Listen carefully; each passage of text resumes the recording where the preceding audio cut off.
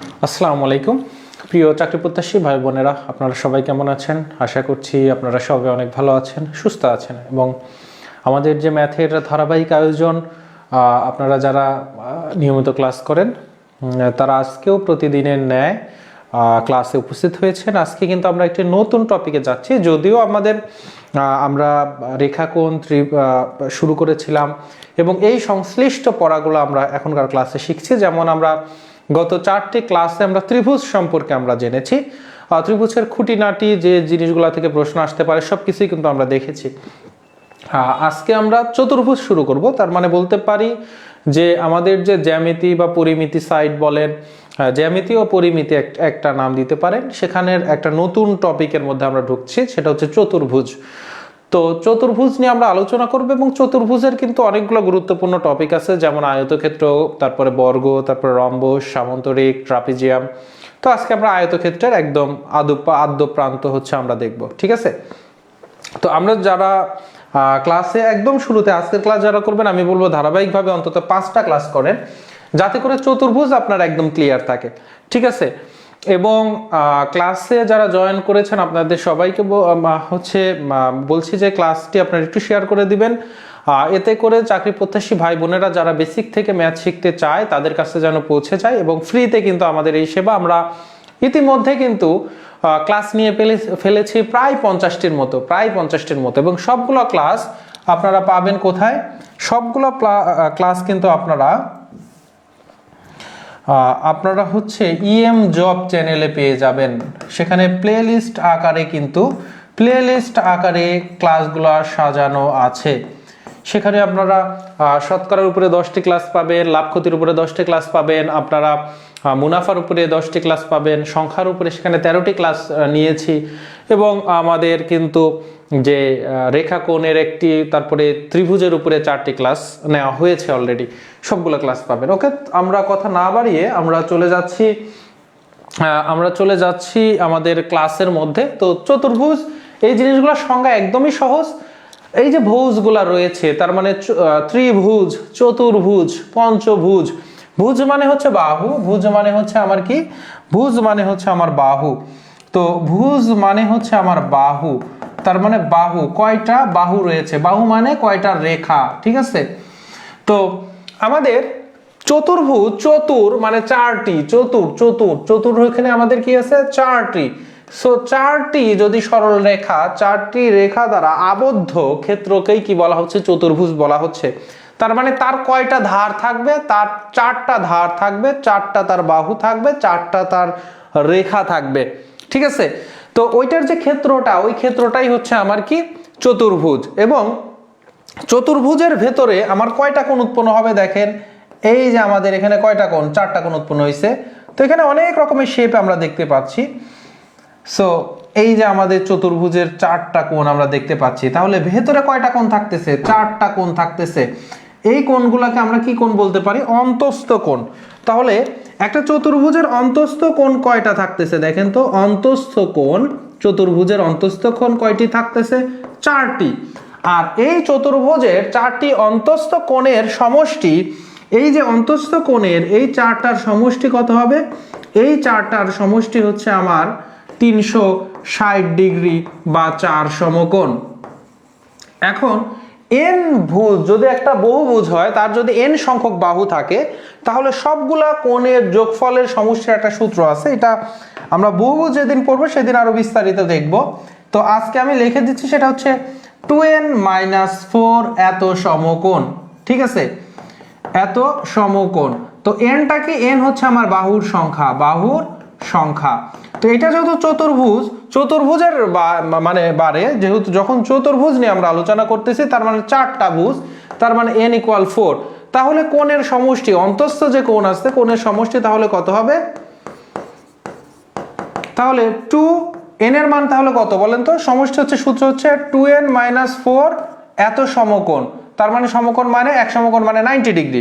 তাহলে n এর মান যদি আমরা বসাই দেই, 2 × 4 - 4 × 90 ডিগ্রি, তাহলে 4 × 2 = 8, 8 থেকে 4 যদি আমরা বিয়োগ করি, গুণন 90 ডিগ্রি, তাহলে এখানে 8 থেকে 4 বিয়োগ করলে 4 থাকতেছে, 4 গুণ 90 ডিগ্রি, 4 সমকোণ 4 নং 36, 360 ডিগ্রি, যেটা কিন্তু আমাদের চতুর্ভুজের 4টা কোণের সমষ্টি হচ্ছে 4 সমকোণ। তো আজকের ক্লাসে আরেকটা এক্সট্রা ইনফরমেশন দিলাম, সেটা হচ্ছে যে একটা n ভুজ তার মানে সেটার বাহু যদি n সংখ্যক হয়, n এর মান যখন 3 হয় তাকে আমরা বলি ত্রিভুজ, 3টা ভুজ। n এর মান যখন 4 হয় তাকে আমরা বলি চতুর্ভুজ। n এর মান যখন 5 হয় তখন তাকে আমরা বলি পঞ্চভুজ। n এর মান যখন 6 হয় তখন আমরা বলি ষষ্ঠভুজ। ঠিক আছে? আচ্ছা, তো আমরা এটা বুঝতে পারলাম। এবার কি বলতেছে 3 নাম্বার চতুর্ভুজের, দেখেন দুইটা আমরা দেখলাম বৈশিষ্ট্য। 3 নাম্বার যেটা বৈশিষ্ট্য, চতুর্ভুজে দুটি কর্ণ থাকে। কর্ণ কারা? একটা চতুর্ভুজে আমাদের শীর্ষবিন্দু কয়টা থাকে? একটা চতুর্ভুজে শীর্ষবিন্দু থাকে আমার 4টা। দেখেন প্রত্যেকটা আমার জায়গাতে কয়টা করে আমার শীর্ষবিন্দু আছে? 4টি করে শীর্ষবিন্দু আছে। তো বিপরীত শীর্ষবিন্দুগুলা যদি আপনি জয়েন্ট করে দেন, তার মানে বিপরীত শীর্ষবিন্দুগুলা যদি একটা রেখা দ্বারা আপনি সংযোগ করে দেন, সেই সংযোগকৃত রেখাটাকে কি বলা হয়? কর্ণ বলা হয়, কর্ণ। তাহলে সেটাই হচ্ছে আমার কি? কর্ণ বলা হবে।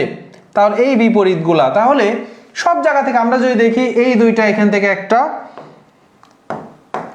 আর এই যে বিপরীত থেকে একটা, তাহলে আমরা কি পাচ্ছি?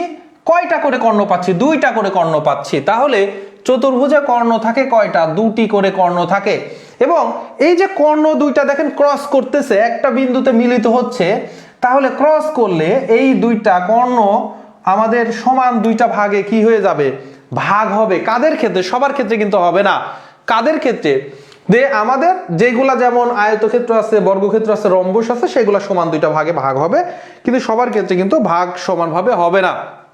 তো আমাদের যেটা করতে হবে, যে এই যে আমাদের চতুর্ভুজের 2টা কর্ণ থাকে, যা 2টা বিপরীত যে আমাদের পয়েন্ট আছে, সংযোগ বিন্দুকে একসাথে সংযুক্ত করে, এটা মাথায় রাখবেন। তো এই হচ্ছে চতুর্ভুজের বেসিক আলোচনা। এবং চতুর্ভুজ কত রকমের হইতে পারে? যদি বিপরীত বাহুগুলা, যেমন এই শেপকে আমরা আয়তক্ষেত্র বলি। কি বলি এই শেপকে? এই শেপকে আয়তক্ষেত্র বলি। আমাদের প্রত্যেকটা দিন, আমাদের যেমন 5 দিন আমাদের ক্লাস হবে, আজকে প্রথমতম দিন, আমরা আজকের দিনে আয়তক্ষেত্রটা নিয়ে হচ্ছে আমরা ক্লাস করব, বিস্তারিত দেখব। আর এর পরের দিনগুলোতে আমাদের যেমন একদিন আমরা বর্গ নিয়ে ক্লাস করব, তারপরে বর্গ রম্বস নিয়ে আমরা ক্লাস করব, এবং এইটাকে বলা হয় সামন্তরিক। এইটা হচ্ছে ট্রাপিজিয়াম।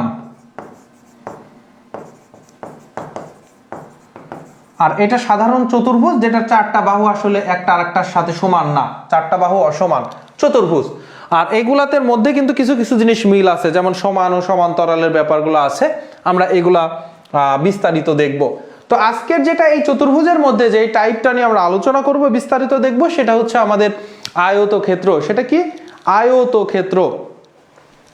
আচ্ছা, আয়তক্ষেত্র যদি আমরা দেখি, আয়তক্ষেত্র কি? আয়তক্ষেত্র তো একটা চতুর্ভুজ, তার মানে 4 বাহু বিশিষ্ট ক্ষেত্রের, তার মানে 4 বাহু বিশিষ্ট ক্ষেত্রকে বহু চতুর্ভুজ বলা হয়। কিন্তু এই চতুর্ভুজের যদি 2টা শর্ত ঠিক থাকে, কি কি সেই 2টা শর্ত? যে বিপরীত বাহুগুলা, যেমন দেখেন বাহু কয়টা? 4টা। এইটা একটা বাহু, এর বিপরীত পাশে কি আছে? এই বাহুটা আছে। আবার এই বিপরীত পাশে আছে এই বাহুটা।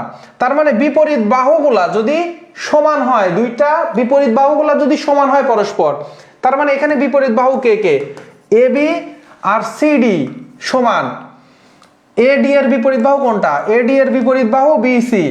তাহলে এইটা একটা, যে বিপরীত বাহুগুলা যদি সমান হয়। আর একটা হচ্ছে সমান্তরাল।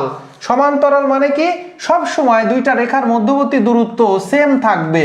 তাহলে সেটা আমরা কিন্তু রেখা কোণে কিন্তু আমরা এটা দেখেছি যে সমান্তরাল রেখা কি।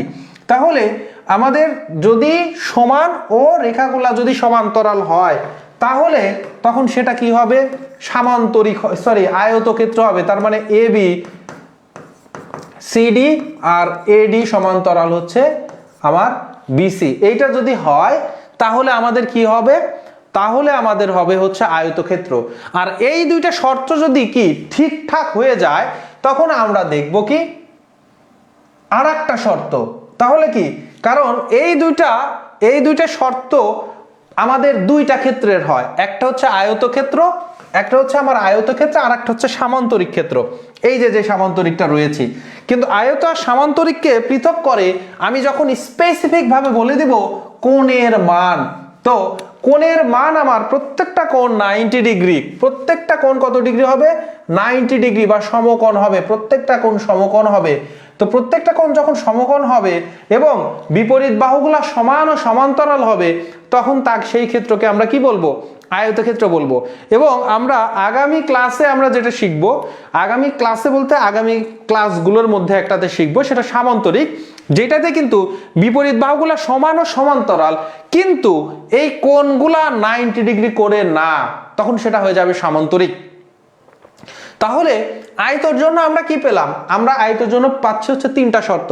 1 বিপরীত বাহুগুলা সমান, 2 বিপরীত বাহুগুলা সমান্তরাল, 3 কোণগুলা 90 ডিগ্রি, প্রত্যেকটা কোণ 90 ডিগ্রি।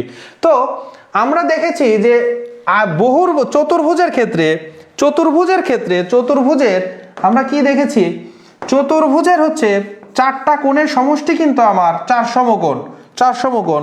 তো প্রত্যেকটা কোণ কিন্তু আমার সমকোণ করে, তার মানে 90 ডিগ্রি করে। তাহলে খুব সহজেই 4টা কোণ সমকোণ, 4 সমকোণ আমরা কিন্তু সহজেই আনতে পারি। তো এই জায়গা থেকে এবারে যদি একটু খেয়াল করেন, আপনারা যদি খেয়াল করেন যে আমরা যদি কর্ণ আঁকাই বিপরীত বাহুগুলা, দেখেন এই বি পয়েন্ট আর ডি পয়েন্ট আমরা একসাথে সংযোগ করে দিলাম, তাহলে একটা পেলাম কর্ণ। আর আমরা এই এ পয়েন্ট আর সি পয়েন্ট হচ্ছে সংযোগ করে দিলাম, তাহলে আরেকটা কর্ণ পেলাম, আরেকটা কি পেলাম কর্ণ পেলাম।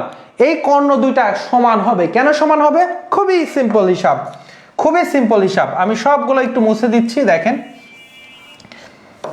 বলতেছিলাম কি যে এবি আর সিডি সমান, তাহলে আবার এডি আর বিসি সমান। তো এডি যদি এ হয় তার মানে বিসিও এ, আবার এবি যদি বি হয় তাহলে বিসিও বি। কেন, কারণ বিপরীত বাহুগুলো তো সমান সমান্তরাল, এবি আর ডিসি সমান। তো এবি কে যদি আপনি বি ধরে নেন, এবিকে যদি আপনি কি ধরে নেন, এবিকে যদি বি ধরে নেন তাহলে ডিসিও বি, আবার এডি কে যদি এ ধরে নেন তাহলে এটাও এ। এখন এ আর ডি যদি যোগ করে দেন তাহলে এই অতিভুজটা দেখেন এটা কিন্তু সমকোণ, তাহলে সমকোণের বিপরীত বাহু হচ্ছে অতিভুজ।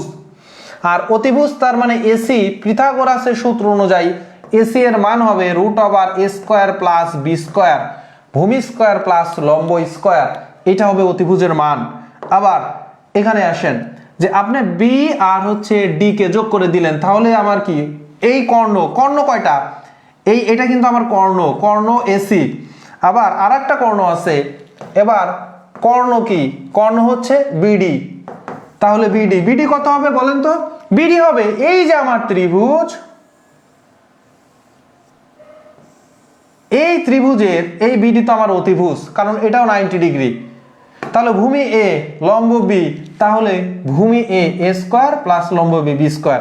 দেখেন কর্ণ এসিও যেটা √² প্লাস বি স্কোয়ার, কর্ণ বিডিও কি √² প্লাস বি স্কোয়ার। তার মানে আমার কর্ণ দুইটার মান কিন্তু সেম হয়ে যাচ্ছে। তাহলে আমরা আরেকটা কি জিনিস পেলাম, যে আমরা পেলাম আয়তক্ষেত্রের কর্ণ যে দুইটা কর্ণ থাকে, চতুর্ভুজের দুইটাই কর্ণ থাকে, তো আয়তক্ষেত্রেরও দুইটা কর্ণ থাকবে, যেহেতু আয়তক্ষেত্র একটা চতুর্ভুজ এবং কর্ণ দুইটার দৈর্ঘ্য কিন্তু সমান। সো আমরা এখানে কিন্তু আরেকটা জিনিস পেলাম। এবারে যদি আপনি চিন্তা করেন আয়তক্ষেত্রের কর্ণগুলো কিন্তু ক্রস সেকশন হয়েছে, মানে কানেকশন ক্রস করে একজন আরেকজনকে চলে গেছে। সো এই যে এই বিন্দুটাকে কিন্তু এই কর্ণকে সমান দুইটা ভাগে ভাগ করে ফেলছে, সো আমরা কিন্তু আরেকটা জিনিস বলতে পারি যে আয়তক্ষেত্রের কর্ণদ্বয় পরস্পরকে সমান দুই ভাগে ভাগ করে বা সমদ্বিখণ্ডিত করে।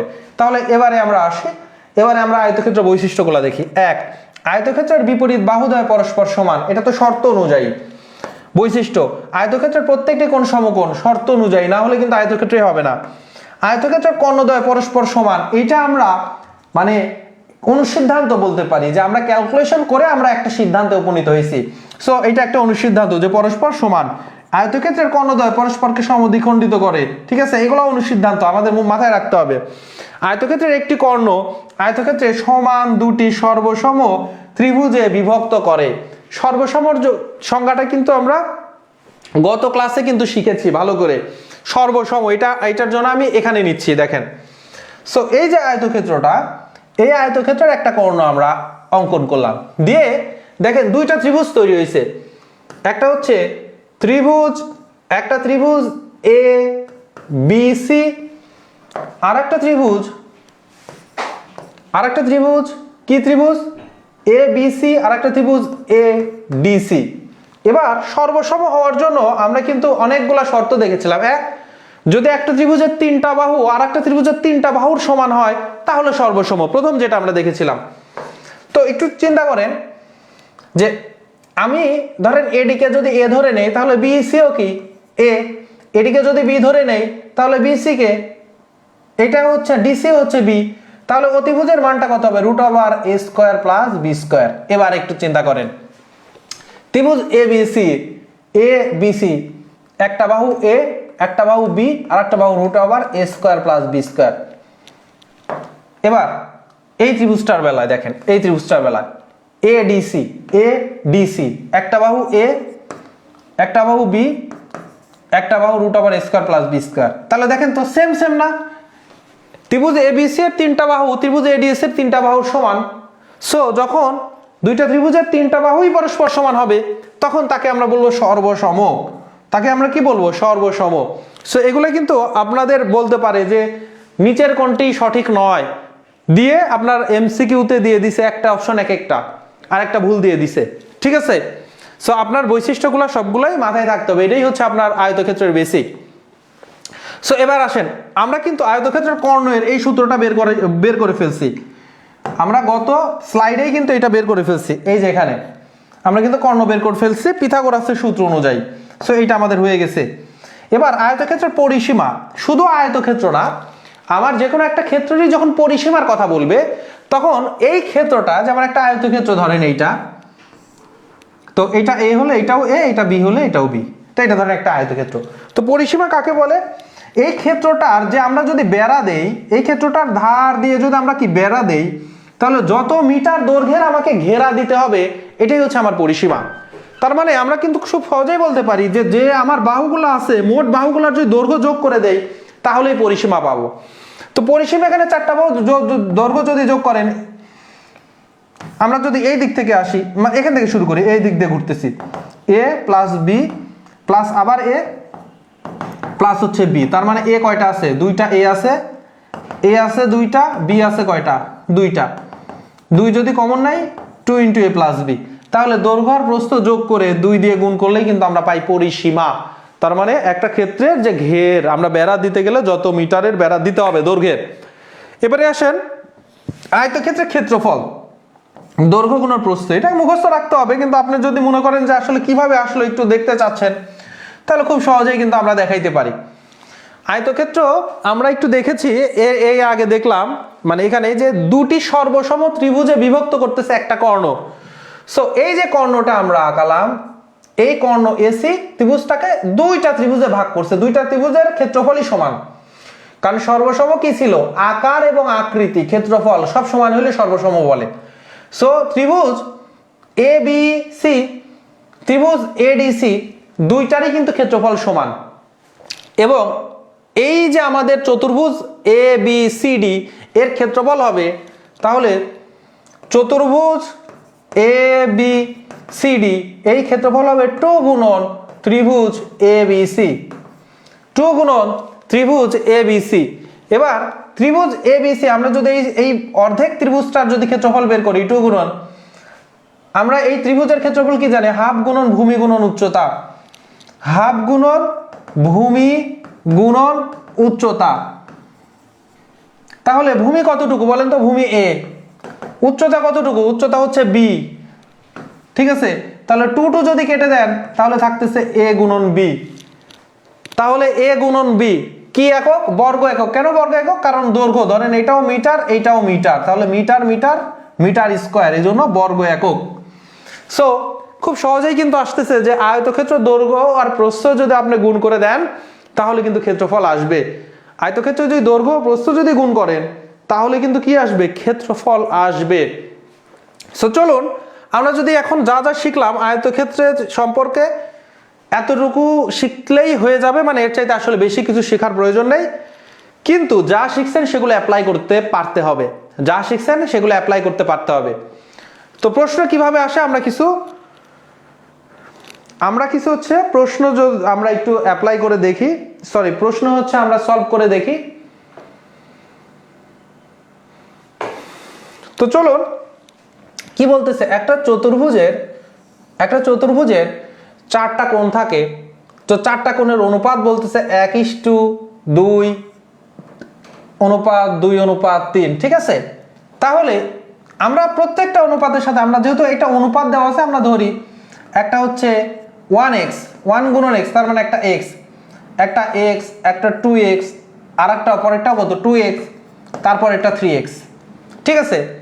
হলে বৃহত্তম কোণের পরিমাপ কত? তাহলে এখানের যে অনুপাতগুলো, প্রথম কোণটা যদি 1 একক হয়, দ্বিতীয় কোণটা 2 একক, তৃতীয় কোণটাও 2 একক, চতুর্থ কোণটা 3 একক, সবচাইতে বড় কে? চতুর্থ কোণটা।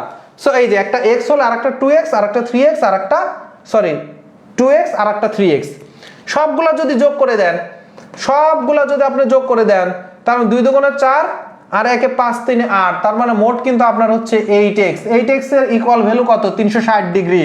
কারণ চতুর্ভুজের 4টা কোণের সমষ্টি 360 ডিগ্রি, আমরা কিন্তু এইটা বেসিক কনসেপ্টেই দেখেছি। সো এখান থেকে x ইকুয়াল তাহলে কত হবে? 360 ডিভাইডেড বাই আমার কত? 8x, 8 দিয়ে আমরা ভাগ করব, ঠিক আছে। এবার আমাদের কি আসবে? আমাদের আসবে হচ্ছে, এখানে কাটাকাটি আপাতত করলাম না, এই সবচেয়ে বড় কোণটা হচ্ছে 3x, তাহলে 3x এর ভ্যালু আমরা বসাই দিই 360 আর 8। এবার যদি আমরা একটু কাটাকাটি করি, ধরেন আমরা 4 দিয়ে কাটতেছি, তাহলে এখানে 2 হচ্ছে আর এখানে 4 নং 36, ঠিক আছে। তো 4 দিয়ে কাটলে 4 নং 36, 2 দিয়ে যদি আমরা কাটি তাহলে এখানে 45, তাহলে এখান থেকে 45 দুগুণে 90, 135 ডিগ্রি কোণ। কোনটা? খ নাম্বারে হচ্ছে আনসার। একটু সঠিক আনসারগুলো আপনারা দিয়ে দিবেন, নিজেকে যাচাই করে নেন যে আপনারা বুঝতে পারতেছেন কিনা, একটু নিজেকে যাচাই করে নেবেন, ঠিক আছে। তো প্রশ্ন কিন্তু এইভাবে আসবে, যেমন ধরেন বলতেছে একটি আয়তক্ষেত্রের কর্ণের দৈর্ঘ্য 10, কর্ণের দৈর্ঘ্য 10 দেওয়া আছে আর প্রস্থ 6 মিটার দেওয়া আছে। আয়তক্ষেত্রে 2 বার উঠছে, আয়তক্ষেত্রের ক্ষেত্রফল কত বর্গ মিটার? সো আমরা কিন্তু দেখছি আয়তক্ষেত্রের ক্ষেত্রফল হচ্ছে দৈর্ঘ্য গুণন প্রস্থ, কিন্তু আপনাকে যে প্রশ্নটা করলো, আপনাকে প্রশ্ন করছে, এই প্রশ্নে কিন্তু আপনাকে পরীক্ষায় যেটা দিছে সেটা হচ্ছে কর্ণ, এই কর্ণের পরিমাণ দিছে 10 আর প্রস্থটা দিছে, ধরেন এইটা প্রস্থ দিয়ে দিছে কত? প্রস্থ দিয়ে দিচ্ছে হচ্ছে আপনার 6, তো এটা দৈর্ঘ্য, বড়টা দৈর্ঘ্য আর প্রস্থ দিয়ে দিচ্ছে হচ্ছে আপনার 6। তাহলে দৈর্ঘ্য কত? দৈর্ঘ্য তো আমরা জানি না, তো দৈর্ঘ্য জানবো কিভাবে? ওই যে পিথাগোরাসের সূত্র অনুযায়ী, পিথাগোরাসের, তার মানে দৈর্ঘ্যটা ভূমি,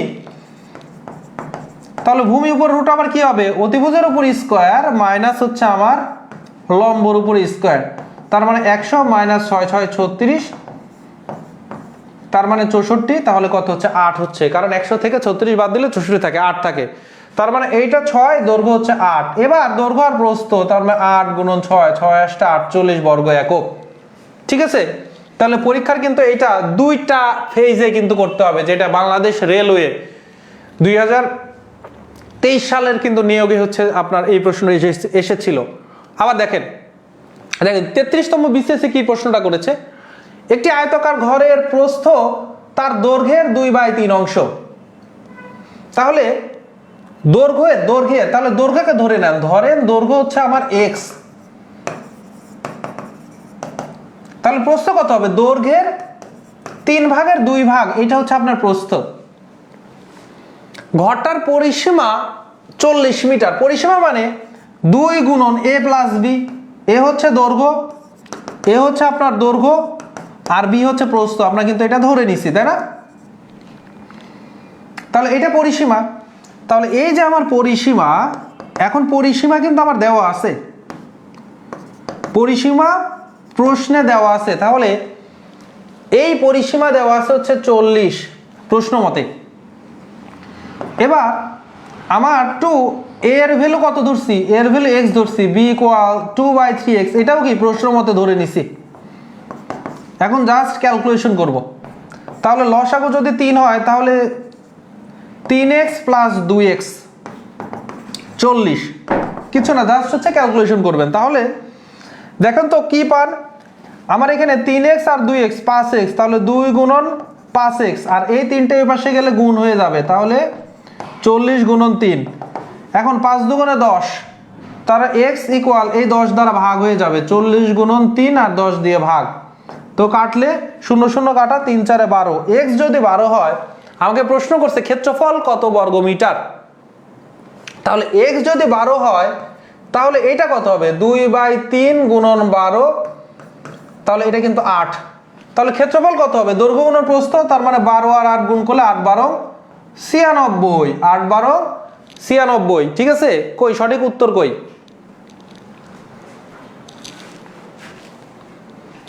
আমাদের দেখতে হবে যে আমরা কোথাও ভুল করছি কিনা, আমাদের দেখতে হবে যে আমরা কোথাও ভুল করেছি কিনা, অথবা অপশনে হচ্ছে ভুল আছে। ঠিক আছে, আপনারা একটু করবেন, আমরা একটু রিচেক দিব, তারপরে আপনারাও করবেন আপনাদের উত্তর কত হয়েছে। যেমন একটু খেয়াল করি যে একটি আয়তক্ষেত্রের ঘরের প্রস্থ তার দৈর্ঘ্যের 3 ভাগের 2 ভাগ বা 2/3 অংশ। দৈর্ঘ্য x ধরে নিছি, তাহলে প্রস্থ 2/3x, তাহলে পরিসীমা হচ্ছে 2a + b, x এর মান 2/3, 3 হচ্ছে এখানে করলাম, তাহলে 3x আর 2x, তাহলে এখান থেকে আমাদের কত হলো 5x, তাহলে 5 দুগুণে 10x, এই 3 ওই পাশে গুণ আকারে চলে গেল, 10 দিয়ে আমরা ভাগ করে দিলাম, 5 দুগুণে 10, তাহলে 3 4 12, 12 যদি এখানে চলে যায় তাহলে 3 দিয়ে 4, 4 দুগুণে 8, 8 12 96, এইটা হচ্ছে আনসার। ঠিক আছে, ওকে। এবারে আমরা পরেরটা দেখি কি বলতেছে, দেখেন পরেরটা দেখেন। তিতাস গ্যাস ফিল্ড 2018 সালের নিয়োগে, তো এটা যদি দেখেন যে সহকারী অফিস মানে অফিস সহায়ক একটি আয়তক্ষেত্রের প্রস্থ, এই যে প্রস্থটা তার দৈর্ঘ্য অপেক্ষা 40% কম, তার দৈর্ঘ্য অপেক্ষা 40% কম, তাহলে দৈর্ঘ্য কিন্তু বড়, তাহলে দৈর্ঘ্যকে 100% ধরেন। কেন 100 ধরবেন? কারণ আপনার ক্যালকুলেশন সুবিধা করার জন্য, আপনি অন্য কিছু ধরতে পারতেন, তো দৈর্ঘ্য 100% ধরেন। তাহলে প্রস্থ কত, প্রস্থ তার 40% কম, তার মানে প্রস্থ 60%। বুঝের ব্যাপারটা, প্রস্থ তার দৈর্ঘ্য অপেক্ষা 40% কম, তাহলে দৈর্ঘ্যকে আপনি 100% ধরে নিলে প্রস্থ তাহলে 100 থেকে 40% কম, 60%। এখন বলতেছে যদি আয়তক্ষেত্রের প্রস্থ 36 হয়, তাহলে প্রস্থ আমি 60%, 60% ইকুয়াল যদি 36 হয়, সুতরাং 1% ইকুয়াল তাহলে কত, তো 1% ইকুয়াল তাহলে 36 বাই হচ্ছে আমার 60। ঠিক আছে, এবারে আপনি তাহলে কি করবেন, যদি এই যে আপনার 1% ইকুয়াল যদি আপনার 36/60 হয়, তাহলে দৈর্ঘ্যটা বের করে ফেলতে পারবেন। তাহলে 100% ইকুয়াল কত হবে, 100 গুণন 36/60। যদি কাটাকাটি করেন, এই শূন্য কাটা, 6 দিয়ে কাটলে 6, তাহলে 6 × 10 = 60। ঠিক আছে, তাহলে আপনি এখান থেকে কি কি পেলেন, আপনি বের করতে পারলেন দৈর্ঘ্য হচ্ছে 60, প্রস্থ তো 36 দেওয়াই আছে, দৈর্ঘ্য যে 60 মিটার এটা আপনি বের করতে পারলেন। এখন আয়তক্ষেত্রের ক্ষেত্রফল বের করতে বলছে, আমরা জানি ক্ষেত্রফল ইকুয়াল দৈর্ঘ্য গুণন প্রস্থ, তাহলে দৈর্ঘ্য আপনি বের করলেন 60, প্রস্থ আপনার কত 36, তাহলে এটা ক্যালকুলেশন করলেই হয়ে যাবে। তাহলে 6 6 36 6, হাতে আছে 3, 3 6 18, 3 21, আর এই 0 2160, তাহলে ঘ নাম্বার হচ্ছে আনসার। বুঝতে পারতেছেন কিনা একটু জানাবেন। আমরা যদি আরেকটা ম্যাথ দেখি, একটি আয়তক্ষেত্রের দৈর্ঘ্য 18 সেন্টিমিটার, প্রস্থ 50 সেন্টিমিটার। আয়তক্ষেত্রের দৈর্ঘ্য আছে কত 18, প্রস্থ হচ্ছে 50। তারপরে আমরা কি বলতেছে এটা দেখি, আয়তক্ষেত্রটি দৈর্ঘ্য বৃদ্ধি করে 25 করা হয়েছে, তার মানে দৈর্ঘ্য আগে ছিল 18, এখন 25 করে ফেলছেন, মানে 7 সেন্টিমিটার বাড়াইছেন। আয়তক্ষেত্রের প্রস্থ কত হলে ক্ষেত্রফল অপরিবর্তিত থাকবে, আরে বলছে ক্ষেত্রফল অপরিবর্তিত থাকবে, তাহলে ক্ষেত্রফল মানে দৈর্ঘ্য গুণন প্রস্থ, দৈর্ঘ্য গুণন প্রস্থ। তো ক্ষেত্রফল প্রথম দিকে যে 18 গুণন 50, এটার যে ভ্যালুটা আমার পরের যে ক্ষেত্রফল, আমরা ধরি যে প্রস্থ x, তাহলে পরের ক্ষেত্রফল হবে 25 গুণন x, বলতেছে অপরিবর্তিত থাকবে, তার মানে সমান থাকবে, সমান অপরিবর্তিত, আনচেঞ্জড, চেঞ্জ হবে না। তার মানে অ্যাকচুয়ালি এই যে প্রথম ক্ষেত্রে যে ভ্যালুটা এটা আর এটা সমান, তাহলে আমরা যদি এই দুইটা তার মানে 25x আপনি যখন প্রশ্ন করবেন তার মানে এই 25 সাথে x ধরে নেবেন, কারণ গুণ করলে এটা এই দুইটার গুণফলের সমান, তার মানে 18 গুণন হচ্ছে 50। তাহলে x ইকুয়াল কত হবে? 18 গুণন 50 ডিভাইডেড বাই 25, কাটাকাটি করলে 2, তাহলে 18 দুগুণ 36। কি উত্তর কি ঠিক হয়েছে কিনা? তাহলে 36, তার মানে প্রস্থ কিন্তু ছোট হয়ে গেল, এখন 50 থেকে কোথায় নেমে আসছে? 36-এ নেমে আসছে। এখন বলতেছে আয়তক্ষেত্রের প্রস্থ কত হলে অপরিবর্তিত থাকবে? কত হলে অপরিবর্তিত থাকবে? 36 হলে অপরিবর্তিত থাকবে। একটু বোঝার চেষ্টা করতে হবে, ঠিক আছে? তাহলে 18 সেন্টিমিটার আর হচ্ছে 50, তাহলে কত হচ্ছে? 36। এই অপশন অন্যটার অপশনগুলো চলে আসছে, ঠিক আছে? এটা নিয়ে মাথা ব্যথার কোনো কারণ নাই। 36।